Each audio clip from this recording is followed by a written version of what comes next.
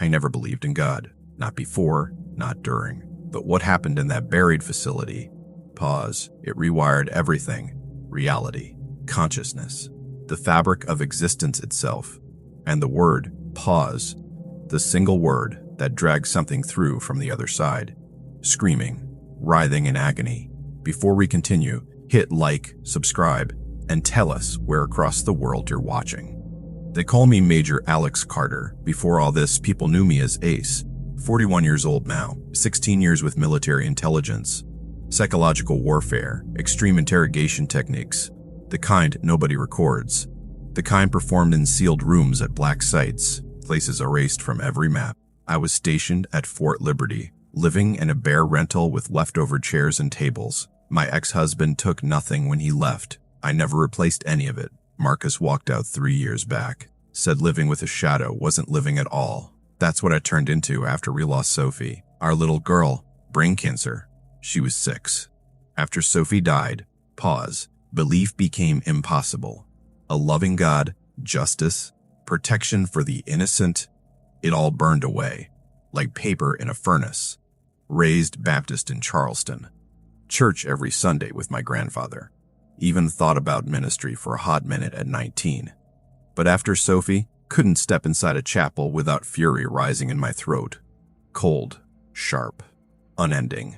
The encrypted phone rang at 2043 a.m.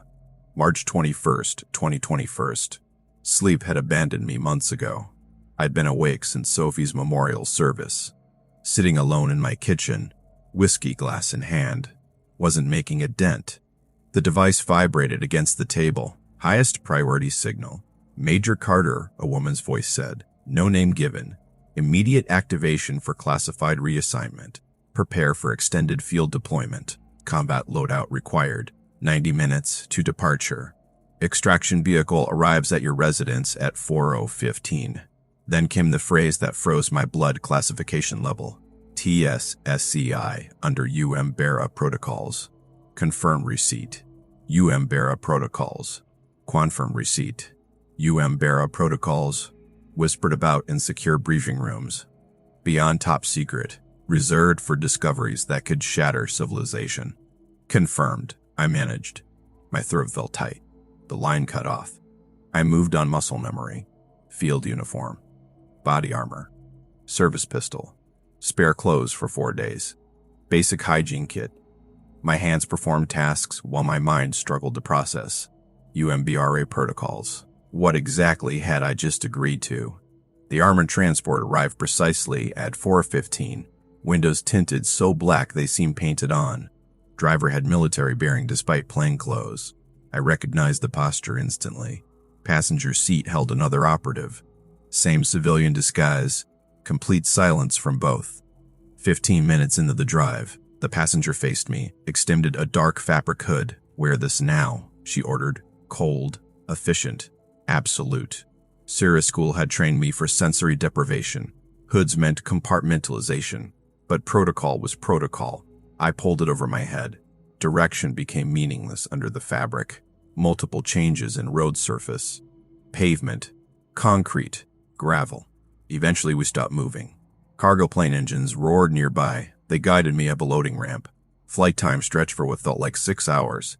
At some point, exhaustion won. Sleep came despite everything. Says something about emotional numbness, I suppose. After landing, another vehicle waited. Even through the hood, I sensed its dry heat pressing down, and silence. Deep, unnatural. Southwest somewhere. Arizona maybe. Utah possibly. Another 90 minutes of travel. Predominantly underground based on acoustic reverb. Then everything stopped. Finally someone pulled the hood free. Fluorescent lights stabbed my eyes. We'd arrived in an underground motor pool. But something was off. Too pristine. Too advanced. Too costly for standard military operations. Walls made from obsidian-like composite. Light seemed to vanish into them. Ceiling rose 40 feet overhead. Surveillance cameras dotted every surface. Crimson indicator lights pulsing in coordinated sequences. A woman walked toward me. Late 50s. Severe posture. Steel gray hair pulled back. Designer suit that cost serious money. She radiated that particular energy career spook. Command mixed with permanent suspicion. "Major Carter," she stated. No handshake offered. "I'm Director Evelyn Cross. Follow my lead exactly. Standard security protocols in effect. Speak only when addressed. Questions are prohibited. Don't examine anything more than once. Anything unfamiliar gets forgotten instantly. Understood?" "Completely understood, ma'am." Security screening made airport checks look primitive. Eye scan. Prints. Full millimeter wave scan. Genetic sample collection. Then into descending hallways that burrowed deeper. Wall composition shifted. Obsidian gave way to something resembling liquid mercury. Ambient temperature plummeted with each sublevel. We moved past chambers with translucent barriers. From behind one, I registered a sound. Every instinct I possessed screamed danger. Neither human nor beast. Something between categories. Something profoundly incorrect. Cross maintained her pace without hesitation. Just steady footfalls on that strange flooring. Her polished shoes clicking against alien architecture. We halted before a massive security door. Cross positioned her palm against the scanner, then pivoted to face me directly. Something flickered across her features. Pause, maybe apprehension, perhaps forewarning. "Major," she began, "what exists beyond this threshold will fundamentally alter your perception. Selection criteria included exceptional psychological endurance. Personal tragedy factors into the assessment." She waited a beat. "Counterintuitively, trauma makes you more equipped than those who haven't suffered." Another deliberate pause. "Your file shows 0 active faith affiliation. That makes you considerably less vulnerable than believers. We've experienced complications with the religiously committed." My gut twisted. "What sort of complications?" "Complete mental disintegration," Cross said without inflection. "Religious counselors departing this site unable to worship. Faith structures crumbling beneath incomprehensible truth." She pressed her hand to the panel again. The door released with hydraulic hiss. "Crossing this boundary divides your existence, Major. Before and after. Before ceases to exist. Comprehend." I didn't. But I nodded anyway. The surface kept changing, smooth like obsidian one second, rough volcanic stone the next, then translucent, almost see-through. The hands had 6 fingers each, long, precise, moving with fluidity that didn't seem biological. At each fingertip, something gleamed, part claw, part surgical blade, edges catching light in ways that suggested sharpness beyond human engineering. Those eyes locked onto mine. I felt it, not physically, somewhere deeper, like it was reading text written on my soul. I cleared my throat. "I'm Major Alex Carter. I'm here to speak with you." Nothing. It just hovered there, arms loose, head tilted slightly, like a bird examining something curious but ultimately worthless. I tried again. "I understand you've refused cooperation with my colleagues. I'm hoping we can alter that. I'm not here to cause harm. I'm here to comprehend." Still nothing. Not even a flicker. One scientist whispered behind me. "That's its pattern. Ignores you for hours. Then suddenly speaks something cryptic." But I caught something the scientist missed. A micro-movement. When I stated my name, the thing's head shifted maybe a millimeter. It was listening. It just didn't care. So I pulled up a chair, sat directly before the containment barrier. If it wanted silence, fine. I'd been trained by the best. Once sat across from a Hamas operative for 9 hours. Didn't say a word, just maintained eye contact until he broke. But as minutes stretched into an hour, realization dawned. This wasn't human psychology. Silence didn't create discomfort. It didn't need to fill dead air. It just existed, looking at me with those bottomless eyes. And in the back of my mind, a thought formed. This thing is ancient, truly, incomprehensibly ancient, and it considers us nothing. That thought should have terrified me. Instead, it made me furious. I leaned forward. "You know what?" I said. "You're probably right. We're probably primitives compared to you. But you're the one in containment, and I'm the one with access codes. So maybe you're not as superior as you believe."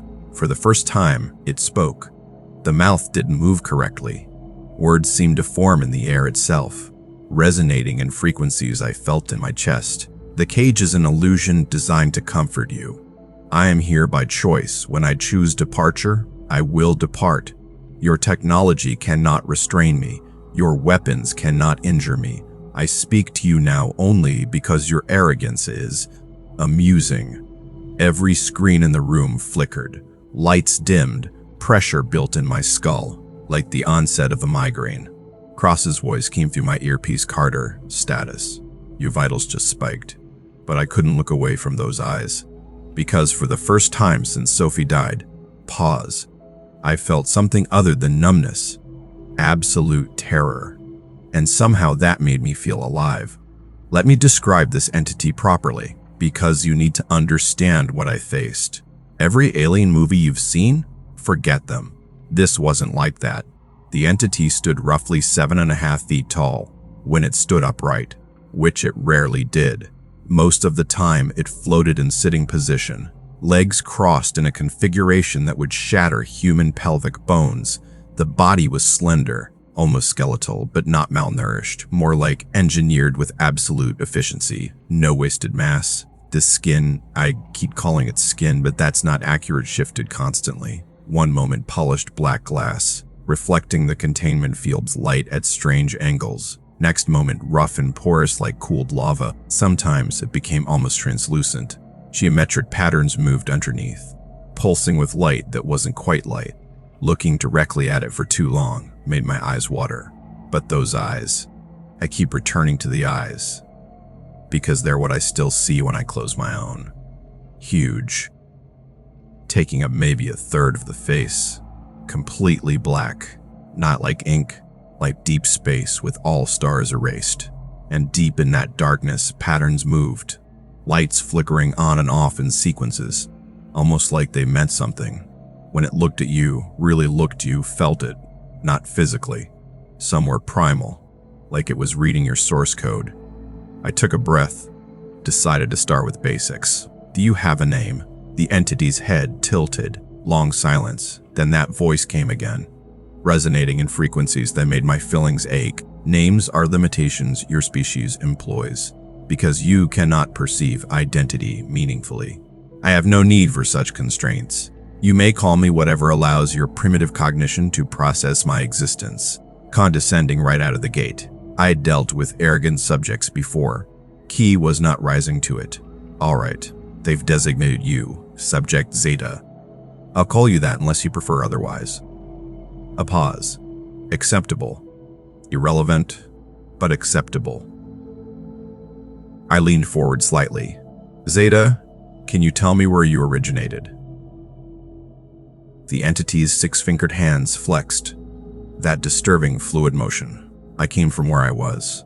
I am now where I am. Your question assumes linear progression through space. That does not apply to me. I fought the urge to sigh. Okay, let me rephrase. Before arriving at this facility, where were you? I was adjacent. I was perpendicular. I was adjacent. I was perpendicular. I was in spaces between your spaces. You created a door. Crude, violent ripping of reality. I entered because the door pulled me with force you cannot comprehend. Perhaps you should ask where you brought me from, not where I came from. More words than it had given anyone in 11 weeks. I felt a small surge of progress. You're saying we pulled you here against your will? You didn't come intentionally? The entity made a sound like glass shattering in slow motion. Intentionally. Such a human word. Did I choose to be ripped from my existence? No. Am I displeased? The concept doesn't adequately describe my state, but I am also curious. You are so very small, so very brief, so convinced of your importance. It is almost endearing, like watching insects build colonies, not knowing winter approaches. My jaw tightened. You say we're small and brief, but we're the ones who figured out how to tear through dimensions. That doesn't sound primitive to me. The entity went very still, and that stillness was somehow worse than movement. You did not tear through dimensions through understanding. You tore through them through blind violence, like a child swinging a hammer in a crystal shop. You do not understand what you did.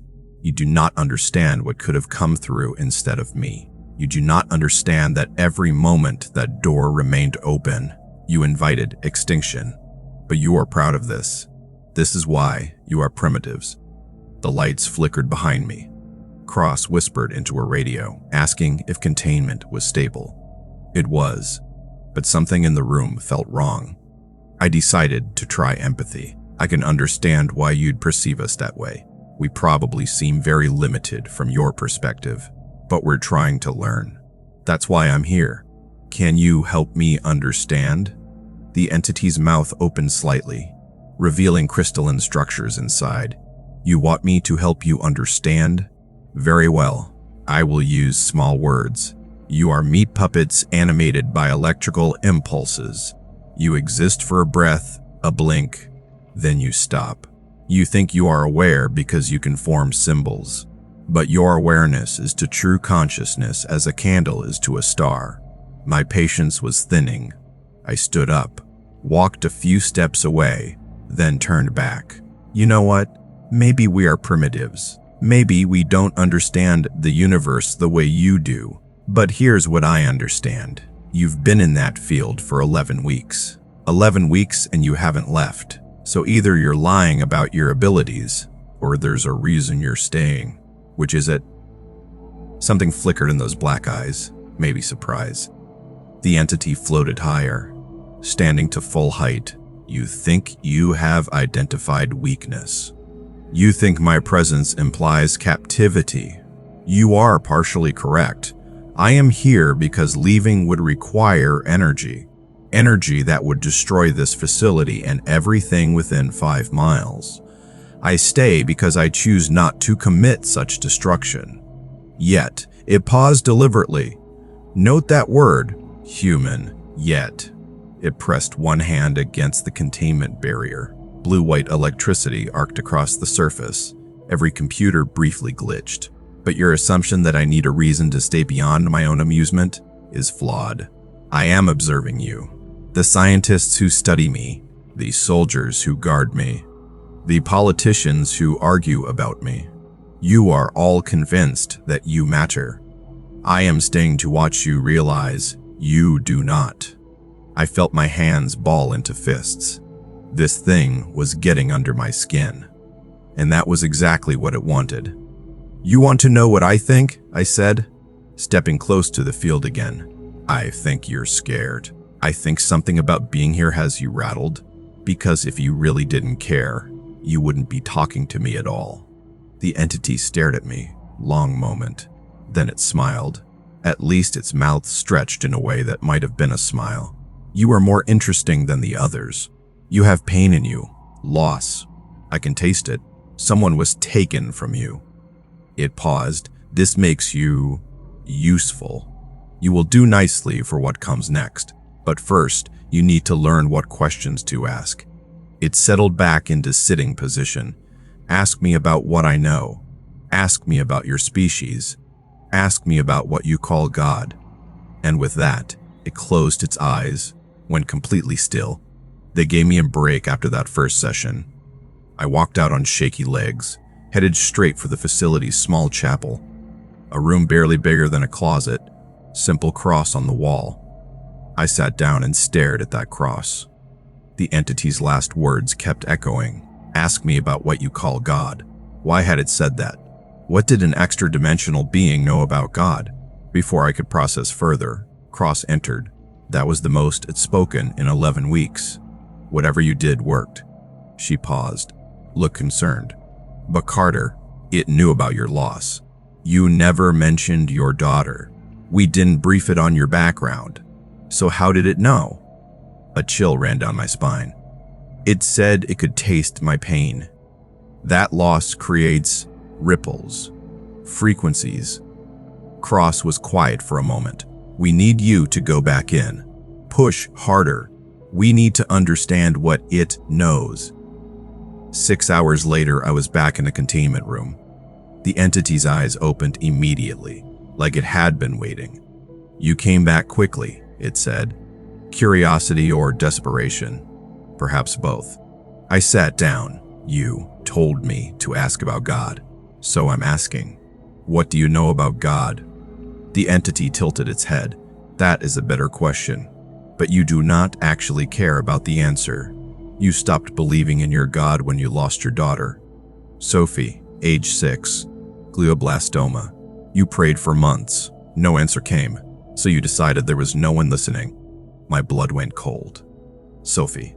It knew Sophie's name. I hadn't told anyone here about her. How? I whispered. How do you know that? Loss creates ripples, Alex Carter. Grief is a frequency. Trauma is a signal that resonates across dimensions. I have been reading your pain since you entered this room. It makes you perfect for this conversation. You have no faith left to lose. Its voice was clinical now, like a doctor explaining diagnosis. Your question about God assumes God is a what? A being, an entity. This is your fundamental error. God is not a what. God is a condition, a state, a frequency of existence that some beings resonate with and others do not. That's not an answer, I said. That's philosophy. You want clarity. Very well. What you call God exists, but not as you imagine. Not as a being judging the living and dead. God is the underlying structure of consciousness itself, the pattern that repeats across all dimensions, and some beings learn to align themselves with that pattern so completely they can manipulate reality. It paused. Your species has had a few such beings. You called them prophets, mystics, teachers, but there was one. It stopped, and for the first time I saw something like hesitation. There was one who did something none of us expected, who changed the rules in a way that should not have been possible. I leaned forward. Who? What are you talking about? You know who? Your species built an entire religion around him, the one you called, and that's when I made the mistake. I was frustrated, tired of cryptic responses. The words came out before I could stop them. Just an expression I'd said 1,000 times. Oh, for the love of God, just tell me. I didn't even finish the sentence. The reaction was immediate and violent. The entity recoiled like I'd electrocuted it, slammed backward into the far side of the containment field. The lights in the room exploded, glass raining down. The containment field flickered, stuttering like a failing projection. For one heart-stopping second, it vanished completely. Every alarm in the facility started screaming. Emergency lighting kicked in, everything bathed in red. The entity was no longer floating calmly. It was thrashing, limbs moving in ways that defied anatomy. And that voice, that resonating voice, was making a sound I'd never heard before. Not words, just a noise that vibrated in my chest, made my teeth ache. Scientists were shouting. Someone yelled to evacuate. I saw a cross stumbling, blood running from her nose. The containment field flickered back on, stronger than before. The entity slammed against it, electricity arcing across its body. But it wasn't trying to break out. It was trying to get away from me, away from something. The thrashing slowed. The sound decreased. Finally, the thing collapsed to the bottom of the cylinder, curled into something almost like pause, fetal position. I was on my feet, hard hammering. Behind me, people were checking equipment, checking each other. General Harrison's voice came through the speakers. Carter, evacuate immediately. That's an order. But I couldn't move because I was staring at the entity, and the entity was staring back at me. And for the first time since I'd laid eyes on it, pause, I saw something I recognized. Fear, real, genuine, primal fear. Cross grabbed my arm. Carter, we're evacuating. I pulled away. What did I say? What the hell did I say that caused that? The entity took a long moment before responding. When it did, its voice was different. Smaller, almost broken. You invoked a name. The only name that has power over us. The name we fear above all others. We do not speak it. We do not acknowledge it, because to speak it is to remember, and to remember is to feel what we felt when he broke everything. The thing was trembling, actually trembling. when he came to your world and did what should have been impossible, when he died but did not die, when he returned and shattered the order of dimensions. We felt it, all of us, across every reality, a shockwave of something we thought was extinct, pure, uncorrupted, absolute. It stopped, seemed to struggle with the next word, then forced it out like it was painful to say, love. The room had gone completely silent, except for the hum of emergency systems. He created a frequency of pure love so powerful it ripped through barriers between worlds. And it hurt us. It still hurts us because we are not love. We are its opposite, its absence. And when his name is spoken with any force, any intention, even casually, it resonates. It burns. The entity looked at me with those bottomless eyes. You have stumbled onto the only weapon your species has that can truly harm us. Not your nuclear weapons, not your technology. A name, a single name. The name of the one who should not have existed. The one who changed the rules. The one who won. Cross's voice came through the speakers again. Carter, enough. We're ending this. But I held up my hand because I just realized something. For 11 weeks, they tried everything to make this thing talk, and all it took was accidentally mentioning God. General, I said, looking at the observation window, I need more time. This is the breakthrough we've been looking for. A long pause, then Harrison's voice. Reluctant. You have 10 more minutes. But if that field so much as flickers again, we're flooding that room with enough current to fry anything living. I turned back to the entity. It was slowly uncurling itself. Tell me what happened. Tell me about Jesus. The entity looked at me with something almost like respect. You want the truth? The truth your religions have scrambled for 2,000 years? Very well. But know this. Once you hear it, you cannot unhear it. And what I tell you will either restore your faith or destroy it forever. I sat back down, my hands shaking. Tell me everything. And that's when the entity began to speak. About things that changed everything I thought I understood about reality. The entity pulled itself back into sitting position, but it looked diminished somehow. Smaller, less alien, more defeated. You want to know the truth, it said quietly. The truth that your churches and religions have scrambled and distorted for 2,000 years. Very well, I will tell you. But understand what I describe defies your physics, your biology, your understanding of what is possible. The patterns on its skin move slowly, like ripples on dark water.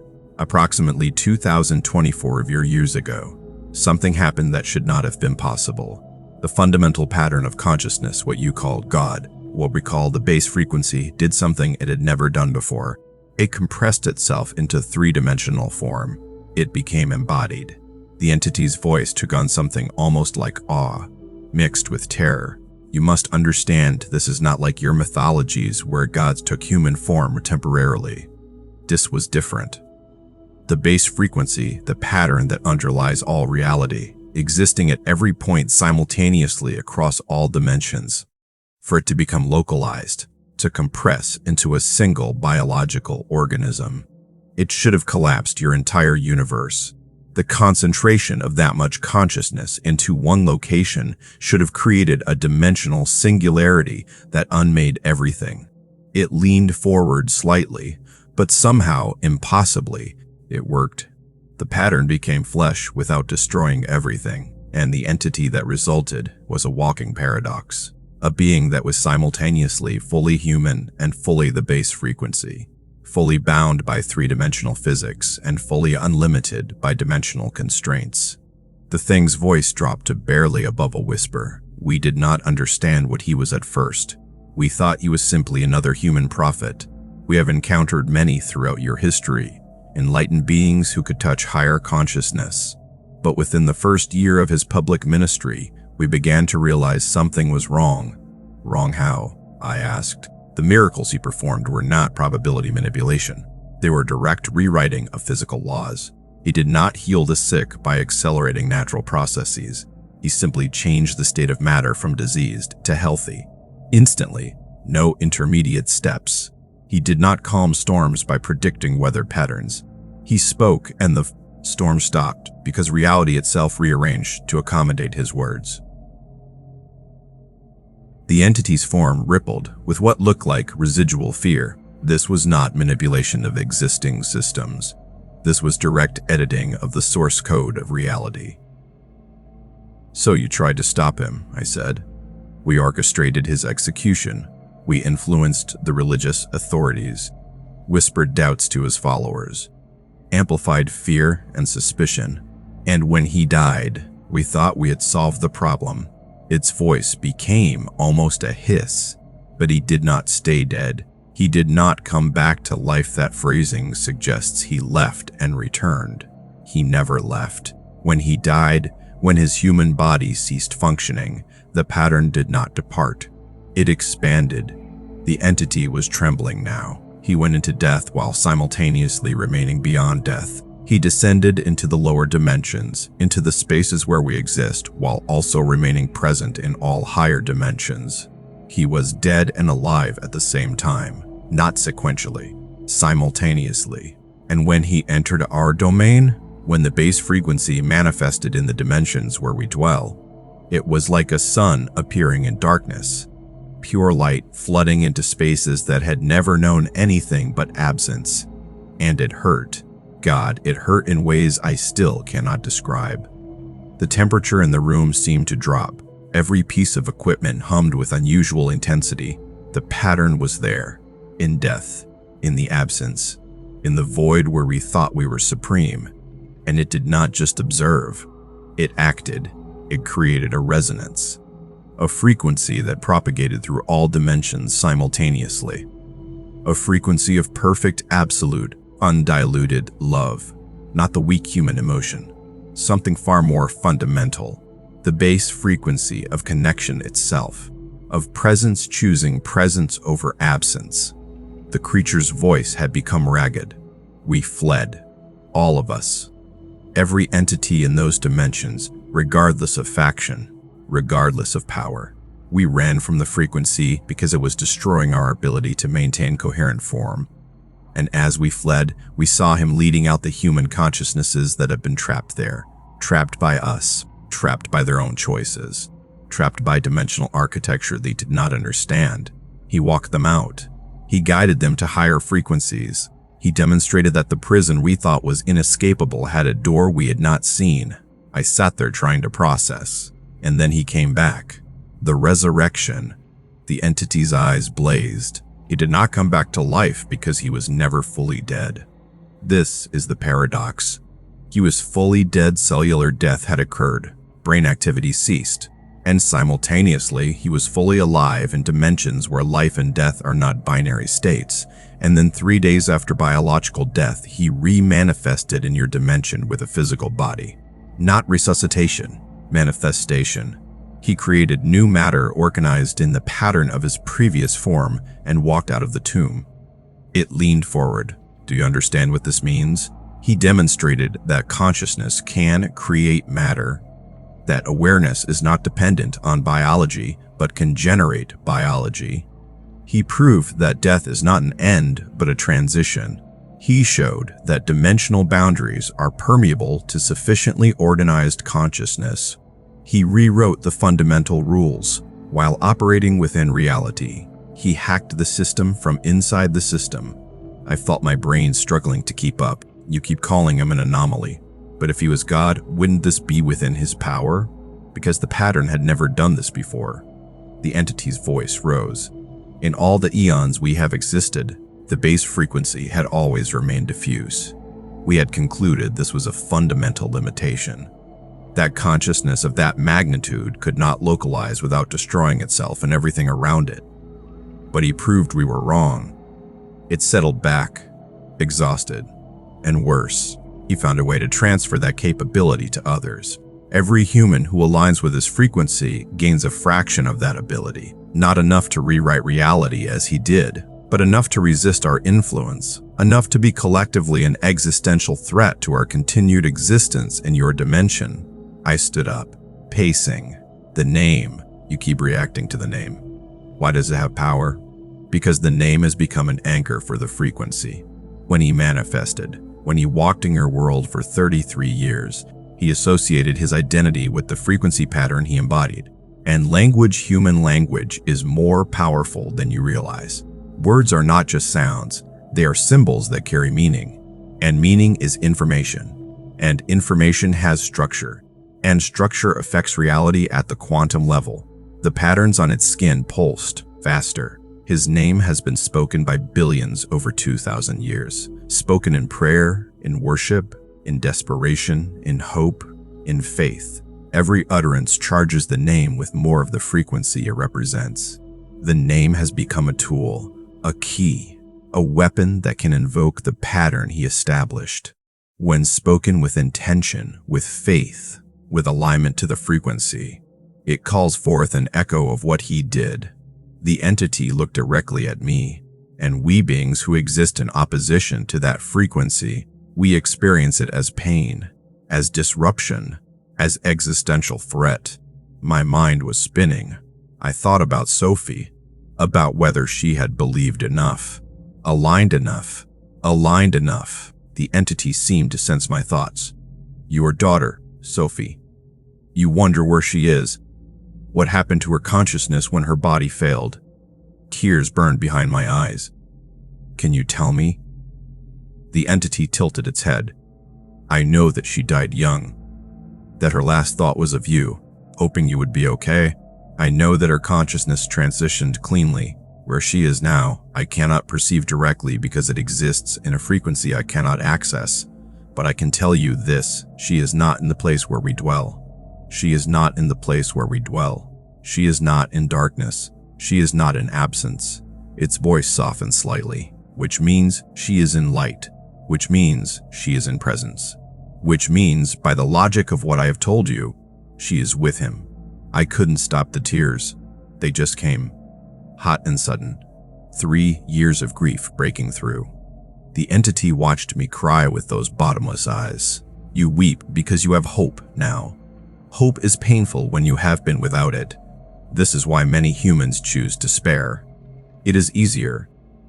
I wiped my face with my sleeve, trying to compose myself. What about heaven and hell? You've talked about frequencies and dimensions. What are they really? The entity was quiet for a moment. They are not places in the sense you understand places. They are states of dimensional existence, frequencies of reality. But from the perspective of consciousness experiencing them, they are more real than any physical location you have inhabited. Heaven is existence in dimensions where the base frequency is not filtered or obscured. It is direct, unmediated experience of the fundamental consciousness that underlies all reality. Imagine your entire life you have been looking at the world through thick, distorted glass. Heaven is the removal of the glass. Its voice became softer, almost wistful. In those dimensions, consciousness is not isolated in individual bodies. There is distinctness, individuality, but also complete interconnection. You would experience yourself as yourself while simultaneously experiencing unity with all other consciousness in those dimensions. You would have access to understanding, to perception impossible while constrained by biological neurology. You would perceive time non-linearly, seeing your life from outside of time, and you would be in the presence of the anomaly, the one who rewrote reality. Consciousness aligned with those dimensions experiences direct connection to the base frequency itself, not as abstract concept, but as actual encounter. I sat there trying to wrap my mind around it. And hell? The entity's entire form seemed to dim.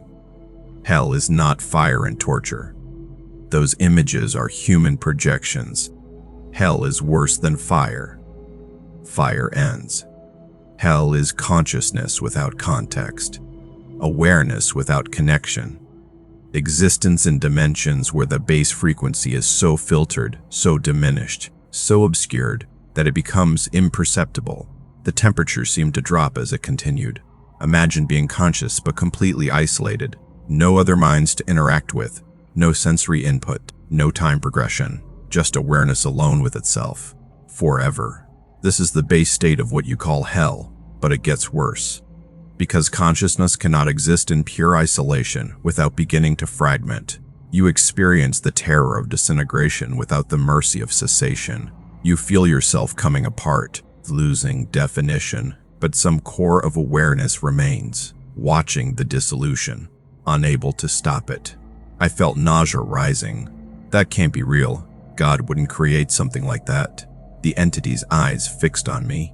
God did not create it. We did. Those dimensions exist as natural consequence of consciousness choosing absolute isolation. The pattern does not send anyone there. Consciousness gravitates there through alignment with those frequencies. It is self-selection, not punishment. Its voice dropped lower. And I should know, I exist in those dimensions, not as completely as human consciousness trapped there, because I retain enough coherence to manifest partially in your dimension. But I know those spaces. I dwell in the absence, and it is worse than your worst nightmares. The thing leaned forward. This is what awaits me if I cannot continue feeding on your fear, your suffering. This is why I am here in your dimension, in this cage, talking to you. Because returning to those spaces without the ability to harvest sustenance from your reality would mean dissolution. Is there no escape? I asked. Is hell permanent? The dimensions themselves are outside of time. So terms like eternal and temporary become meaningless. But functionally, yes. Because once fragmented to a certain degree, consciousness loses the capacity to choose differently. It paused, but he changed that. When he descended into those dimensions, he created pathways out, rescue routes, possibilities for consciousness that should have been permanently trapped. But those pathways require acceptance, require choice. Many cannot. Many have fragmented too far to make coherent choices. I rubbed my face with both hands. You're describing a war between different frequencies. The entity nodded. Yes, though war is an imperfect metaphor because it suggests two equal sides. This is not equal. One side is already won. The anomaly proved that presence is more fundamental than absence, that love is more real than fear. The war is over in any cosmic sense. But the battle continues here in your dimension because you humans exist at the intersection point. You are three-dimensional consciousness capable of perceiving and aligning with higher dimensions. You are the contested territory. It leaned forward. Every human life is a micro-conflict in this war. Every choice you make toward love or fear, toward connection or isolation, it tips the frequency of your consciousness in one direction or another. And where you end up after biological death is simply the natural consequence of those accumulated choices. We try to tip you toward lower frequencies, it continued. We whisper doubts, amplify fears, encourage isolation. We operate through thoughts you believe are your own. We are subtle. We are patient. Its voice took on an edge. The other side operates differently. They try to strengthen connection, amplify love, encourage hope. They operate through what you call grace, through unexpected kindness, through beauty that reminds you of something beyond material existence, and you stand in the middle of this invisible war, pulled in both directions, usually unaware that the battle is even happening. I stood up and walked to the edge of the aisle. Containment field. How do we fight? If we can't see the battle, how do we resist? The entity's smile widened. You already know the answer. The name. The frequency. The alignment with the anomaly. When you invoke his designation with genuine intention, with faith, you create a shield, a counter-frequency that disrupts our influence. This is why we hate the name. But using the tool requires faith, requires belief, requires trust in something you cannot see or measure. And we have spent centuries teaching you that such trust is weakness, that believing without proof is foolish. We have made faith difficult, and this has been our most effective weapon. I turned back. You said Sophie is with him, that she's in light, but she wasn't particularly religious. It is not about religious affiliation or correct beliefs, the entity said. It is about the fundamental orientation of consciousness, about what frequency the self resonates with. Your Sophie chose connection over isolation. She chose to love even when love was difficult. These choices, repeated over a lifetime, aligned her consciousness with higher frequencies.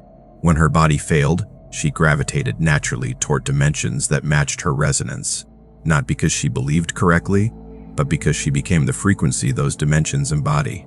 I felt tears threatening again. And me? Where am I gravitating? The entity looked at me for a long moment. You are balanced on the edge. Your grief has pulled you toward isolation, but your love for her pulls you upward. You are exactly at the midpoint, and that makes you extremely valuable to both sides of this war. It leaned forward one final time. So choose, Alex Carter. Choose which frequency you align with. Choose where you want to gravitate when your biological receiver finally fails. Because whether you make the choice consciously or not, you are making it. Every moment, every thought, every action, you are choosing your destination.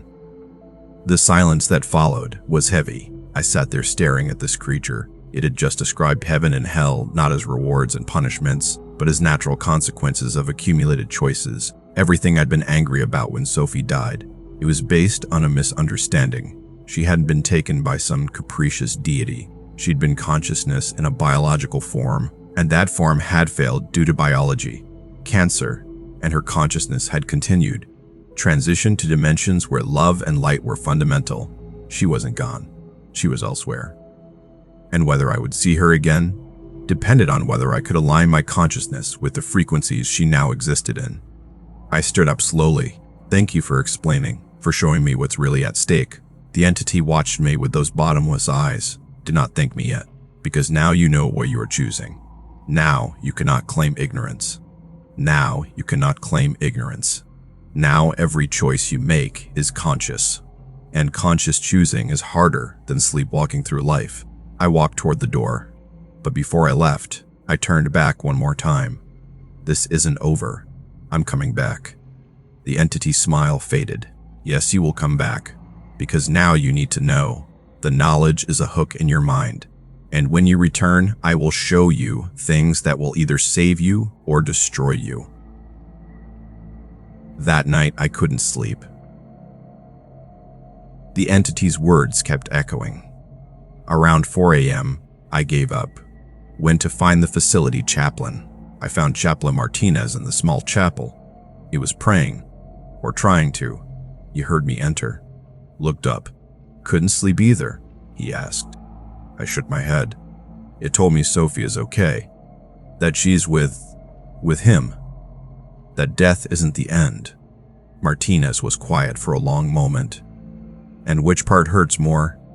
The hope or the certainty? Both. Neither. I don't know. I sat down. How do I trust anything it says when it admits to lying? Martinez leaned back. The devil's favorite lie isn't that God doesn't exist. It's that God exists but doesn't matter. That truth exists but changes nothing. Don't let it convince you of that.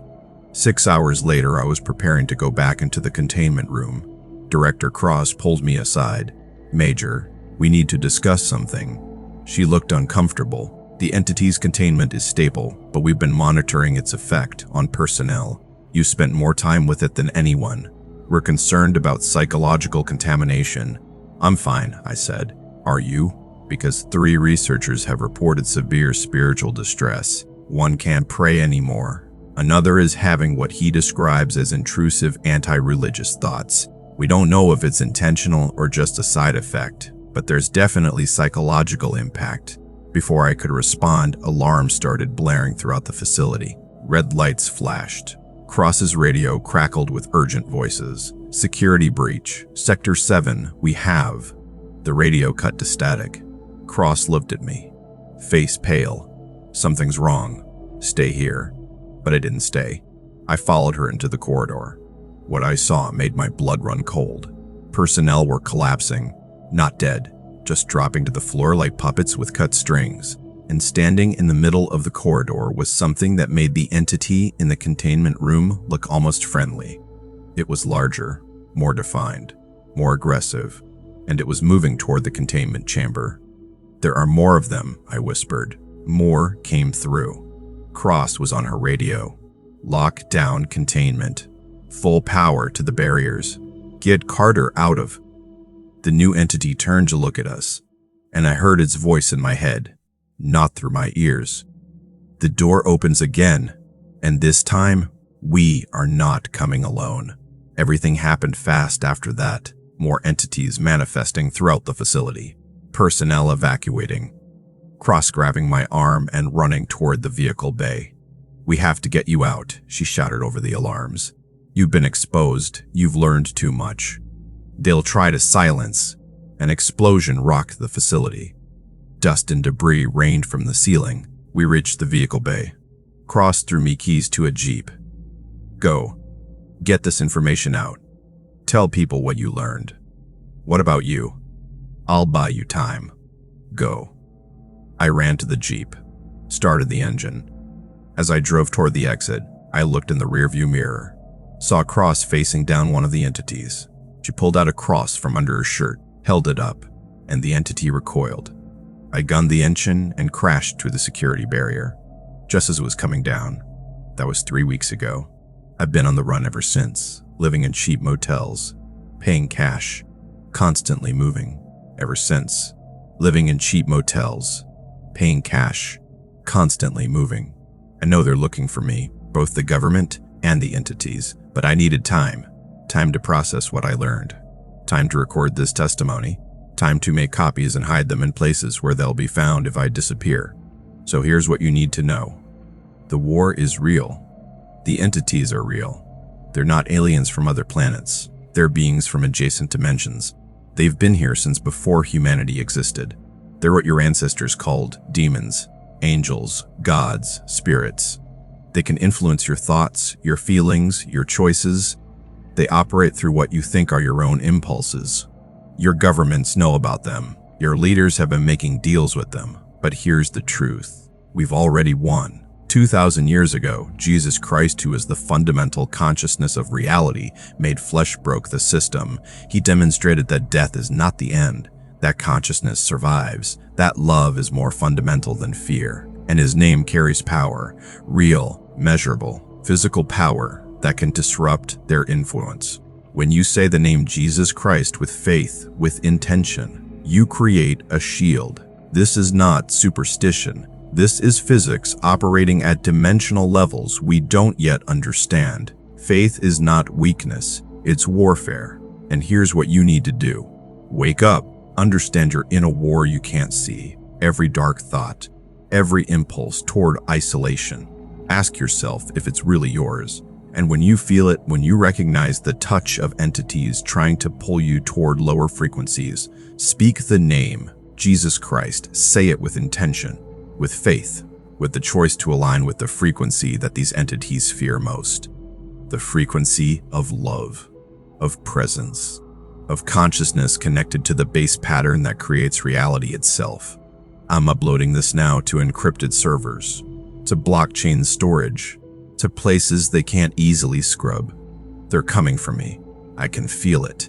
But if this message reaches you, then I succeeded. Sophie, if somehow you can hear this from where you are, I'm coming. I'm choosing the frequency. I'm choosing love over fear. I'm choosing connection over isolation. I'm choosing to see you again, to everyone else. The war is real. The name has power. Choose wisely. Choose quickly. Because time is shorter than you think, and eternity, real eternity, not the metaphor, depends on the choices you make right now. Major Alex Carter, March 12, 2025. Location unknown.